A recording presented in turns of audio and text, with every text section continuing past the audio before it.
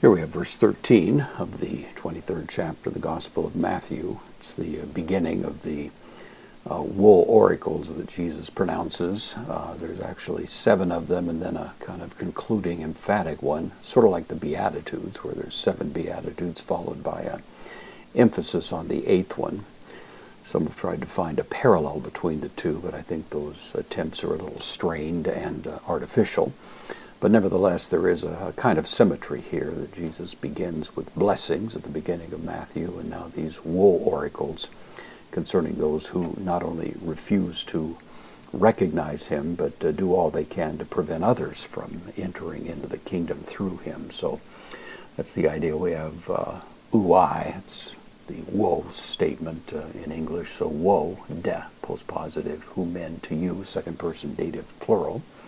Pronoun grammates, the scribes, kai pharisaioi, the Pharisees. So woe to you, scribes and Pharisees. These are the most conspicuous in their attempt to prevent people from coming to Christ. The Sadducees, of course, don't make the list here. They're sort of too far away to be included in such a statement of condemnation. But nevertheless, these do come under the scrutiny of Jesus. Hypocritai, hypocrites, we get from this word, transliterated.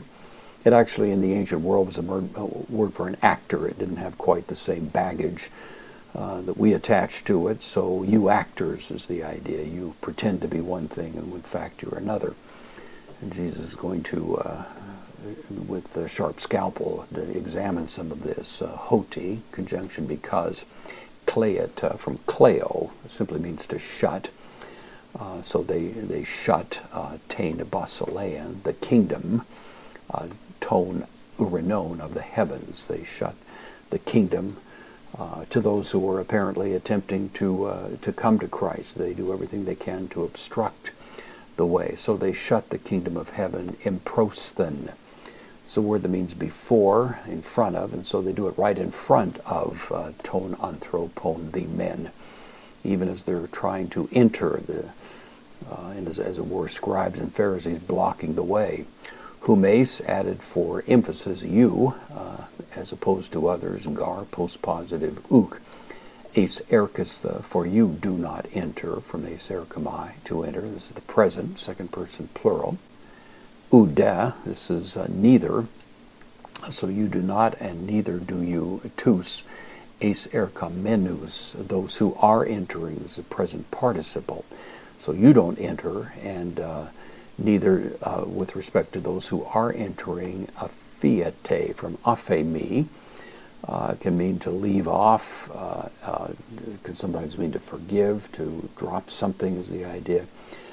Neither, in this case, to permit. You don't permit. Uda, those who are entering, do you permit? Second person plural, present. Eis erkein, same word, to enter.